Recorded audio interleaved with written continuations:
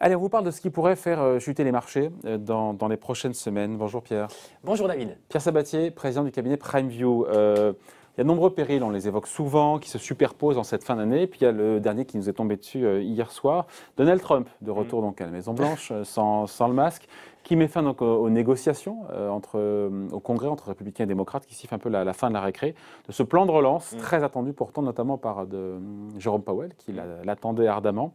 Cet échec des négociations, encore une fois, est-ce que c'est une mauvaise nouvelle, catastrophique ou pas pour l'économie américaine et par ricochet pour les marchés financiers? Alors, bon, déjà, les négociations, elles sont jusqu'à l'élection présidentielle qui arrive vite. C'est-à-dire qu'on est à 4 semaines en fait, du coup près qui fera que Donald Trump reste ou pas, ou c'est son successeur derrière. Donc en réalité, et d'ailleurs les marchés y répondent assez bien, cette incertitude, enfin, personne ne croyait en réalité au fait que démocrates et républicains, si proches de l'élection présidentielle, puissent véritablement arriver à un accord. Est-ce que l'économie américaine en a besoin? Ah oui, bien sûr qu'elle en a besoin. Bien sûr, c'est qu'aujourd'hui, avec les taux de chômage, c'est une mauvaise nouvelle pour l'économie américaine. La question, en fait, il faut savoir quelle question on parle. Vous savez qu'aujourd'hui, on vit avec deux mondes qui sont presque plus connectés. L'économie réelle, les taux de croissance, voilà, les conditions de financement des acteurs privés, qui sont les ménages, les entreprises, etc., et les marchés financiers.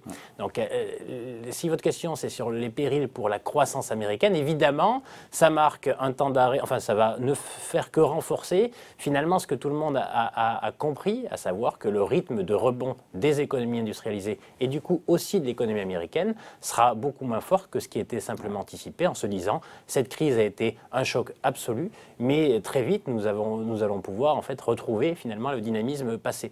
Et donc, ça ne fait qu'ancrer un peu plus un scénario qui est déjà dans la tête de tout le monde, à savoir une forme de dynamisme post-Covid qui en réalité n'est pas le même dynamisme que pré-Covid. Donc, d'un point de vue économique, ça a des conséquences, mais encore une fois, attention, il ne faut pas non plus les surestimer. On parle de 4 semaines, très probablement juste après.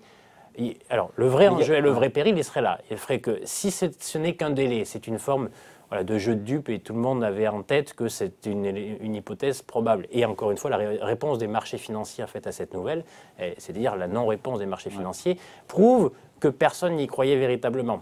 Au contraire, on pourrait dire que sur les marchés financiers, si jamais il y avait eu un potentiel accord, là, ça aurait pu être plutôt positif. Mais le fait que les marchés ne bougent pas vous dit simplement que les investisseurs avaient intégré cette nouvelle-là. Si par contre, on était dans une dynamique où il n'y aurait pas de perspective de plan de relance après l'élection présidentielle, là, ça pourrait changer la donne. C'est pas que ça change la donne, c'est que ça met en péril le moteur essentiel des marchés financiers aujourd'hui. Il est double, politique monétaire, mais qui ne peut exister ou qui ne peut se suffire à elle-même, qui doit être doublé d'une politique budgétaire en soutien des agents privés face au choc auquel doit faire encore face l'économie américaine comme les autres économies mondiales. Ce plan de relance a été demandé avec insistance par Jérôme Powell, encore il y a cela quelques heures, le patron de la Fed, qui craint, il a employé le mot de dynamique de récession, et qui appelle le Congrès à en faire trop plutôt que trop peu. Donc, vous écoutez un mois, c'est pas grave, mais quand on écoute le patron de la Fed, il y a urgence à remettre du carburant dans l'économie, dans le moteur. Oui, il est dans son rôle.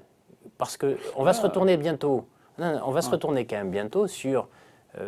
on s'interrogera à un moment donné sur l'ampleur, sur la manière dont ont répondu les autorités à la crise actuelle.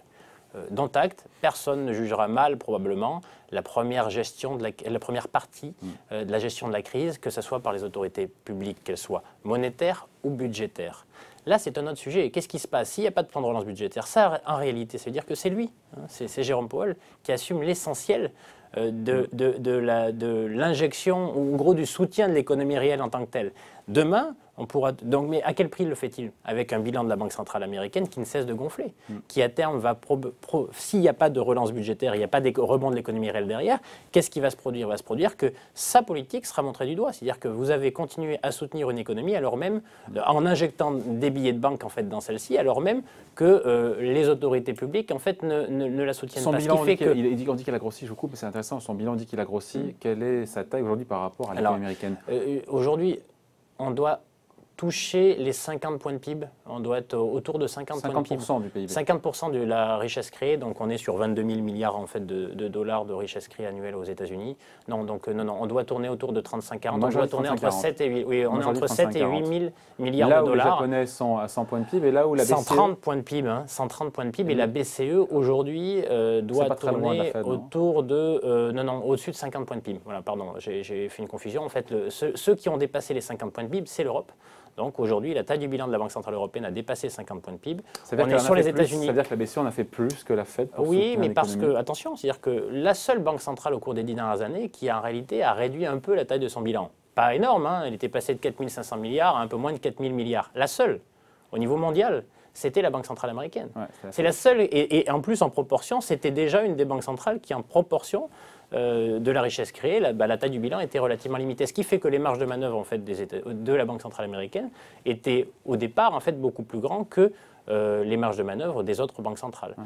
Mais tout ça pour vous dire que tout de même, attention, c'est-à-dire que le binôme qui fonctionne durablement, notamment pour les marchés financiers, c'est que, et c'est pour ça que les gens continuent d'acheter du risque, même si les marchés actions maintenant sont assez plats depuis quelques semaines, voire quelques mois, ils ne le sont uniquement... Parce qu'il faut quand même avoir en tête que l'environnement extérieur, composé de la crise sanitaire, de l'épargne de précaution des ménages, de l'absence de visibilité sur les comptes des entreprises, la résilience des entreprises, il y a un péril que vous n'évoquez pas, mais qui est peut-être le plus proche. C'est celui du début de la saison de publication de résultats qui va arriver, notamment aux États-Unis et en Europe. Parce qu'on avait été agréablement surpris, en tout cas on n'avait pas été déçus sur les publications de résultats des entreprises au deuxième trimestre. Là commence la saison de publication de résultats du troisième trimestre et c'est ce qu'attendent aujourd'hui les investisseurs. Plus que ça pourrait la notion de faire rechuter les marchés. Qu'est-ce qu'on attend, qu'est-ce qu'on pourrait avoir? Alors, on est sur une dynamique qui est l'inverse en fait de celle du deuxième trimestre, puisque au deuxième trimestre on était très négatif sur les attentes et du coup on avait été assez largement battu. Depuis, il y a eu pas mal de révisions à la hausse des perspectives bénéficiaires, ce qui fait qu'il faut faire attention lorsque les gens sont un petit peu plus optimistes que ce qui était en fait prévu au préalable. Le potentiel de déception est un peu plus grand. Donc ça c'est le premier point, ça c'est le contexte. Le deuxième point, c'est d'évoquer le fait que on n'en sait rien. Sur un troisième trimestre comme ça, qui peut dire, enfin aujourd'hui on n'a pas de cessation de paiement, la seule chose qu'on peut vous dire c'est qu'on ne sait rien. C'est-à-dire que les indicateurs qu'on avait normalement à disposition pour mesurer le dynamisme du tissu entrepreneurial ne sont plus valables. On n'a pas de faillite depuis maintenant un certain nombre de mois, puisque finalement on a mis sous cloche les entreprises. Et donc aujourd'hui, vous regardez les simples chiffres de faillite, prenons le cas français, le simple chiffre de faillite en France, il n'y en a plus. Il y en a 25% de moins qu'à la même période de l'année dernière. Ça ne veut pas dire que les entreprises sont en forme. C'est-à-dire qu'avec les mécanismes qu'on a mis en place, en réalité, elles sont un petit peu en apesanteur. C'est-à-dire qu'on est sur... on a tout figé. Mais aujourd'hui, du coup, on n'a pas vraiment d'indicateur pour nous expliquer ou nous permettre d'avoir une idée de la vraie forme du tissu entrepreneurial, qu'il soit français, européen ou américain. Et donc, la saison de publication, elle va être plus intéressante encore côté 2. Parce que là, on est vraiment sur... On va mettre un chiffre sur... Exactement. Et donc, n'oublions pas quand même que la déconnexion, le vrai danger pour les marchés, c'est cette déconnexion permanente entre économie réelle et niveau de valorisation. Donc, vous le savez, les marchés sont chers aujourd'hui. Ils sont chers, c'est-à-dire que le nombre d'années de bénéfices que les gens sont prêts à acheter, les actions, les entreprises, est élevé par rapport aux normes historiques, en dépit de l'incertitude actuelle. En soi, le fait que les marchés soient chers, ce n'est pas grave. C'est-à-dire qu'on peut avoir un marché cher tout simplement parce qu'il n'y a pas grand-chose à acheter, du coup les gens se ruent sur les mêmes choses, donc forcément le prix augmente, c'est le rapport à l'offre de la demande classique. Sauf que lorsqu'on a des niveaux de valorisation chers, ce qu'on sait, c'est que ces prix-là ne supportent pas de déception.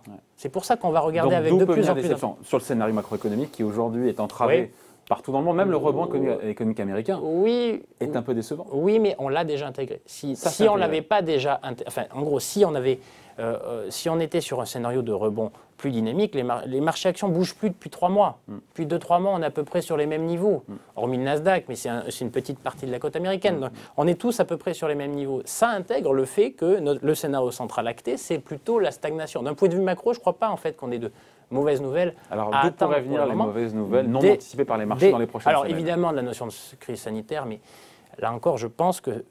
Enfin, il faut avoir en tête qu'avec ce qu'on met comme pognon, excusez-moi l'expression, et ce qu'on injecte de dingue sur les marchés ils devraient être en rut. Ils ne devraient pas cesser de monter. C'est un effet de plomberie. C'est-à-dire que vous avez un énorme tuyau, vous injectez. Normalement, ça fait monter le niveau de l'eau. Donc, Donc c'est la situation dans laquelle on devrait être. Si on ne l'est pas, c'est parce qu'aujourd'hui on a très peu de certitudes sur la crise sanitaire et la manière dont elle sera gérée, sur la dynamique des agents privés. Comme le disait en fait Isabelle juste avant, on ne fait pas boire un âne qui n'a pas soif. À savoir, il n'y a pas aujourd'hui de certitude quant au comportement des consommateurs demain, même lorsqu'on aura plus de visibilité sur la crise sanitaire. Comment les gens se projetteront? Est-ce qu'ils se projetteront aux mêmes endroits? Est-ce que la manière dont leur manière de consommer sera la même qu'auparavant? Donc là aussi, c'est un facteur d'incertitude, à la fois macro mais aussi micro, à savoir est-ce qu'il n'y a pas des secteurs d'activité qui structurellement vont avoir un niveau d'activité différent que par le passé, ce qui fait que le niveau de valorisation des boîtes de ces secteurs sera foncièrement différent par rapport au passé. Donc tous ces facteurs-là sont des facteurs qui sont déjà intégrés dans les cours actuels. Le vrai sujet, c'est la microéconomie. C'est si jamais on a des déceptions, eh bien, très honnêtement, il n'y a aucune chance au regard des niveaux de valorisation qui sont historiquement élevés aujourd'hui, dans un contexte incertain.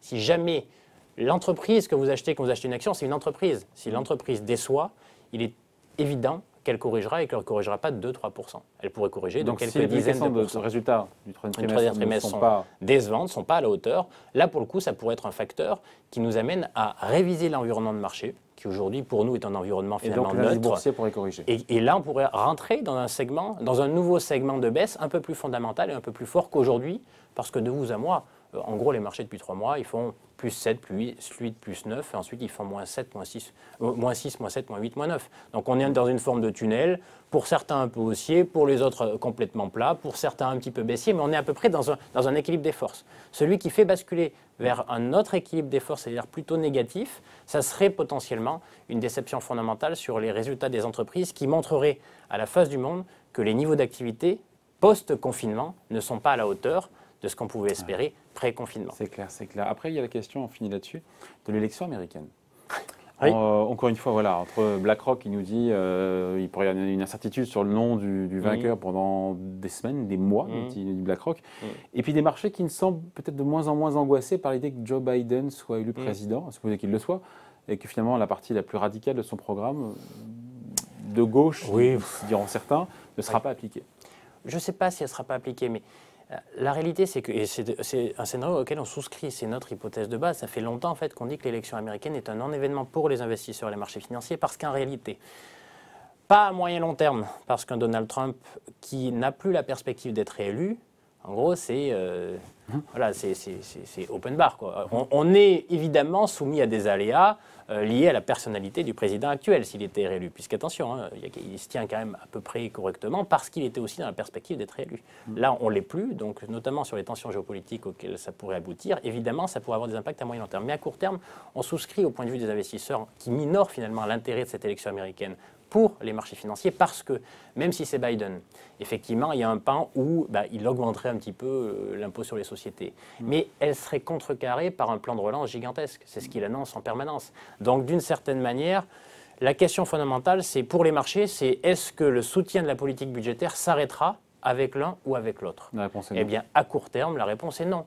Donc finalement, la manière dont ça va se diffuser dans l'économie sera différente. C'est-à-dire que ça fera probablement des perdants en termes de secteur d'activité, si c'est l'un ou si c'est l'autre, et des gagnants. Voilà, mais ils seront compensés. Ce qui fait qu'au niveau global, pour les marchés financiers, l'un ou l'autre ne devrait pas avoir beaucoup d'impact, sauf à ce qu'il y ait, en raison de l'incertitude du nom du futur président, un report, et là ça reboucle avec votre sujet initial, un report plus durable d'un plan de relance budgétaire dont les agents privés américains ont besoin. Voilà, super, c'était top. Merci beaucoup. Point de vue Merci signé Pierre Sabatier, économiste et président du cabinet PrimeView. Merci, salut. À bientôt.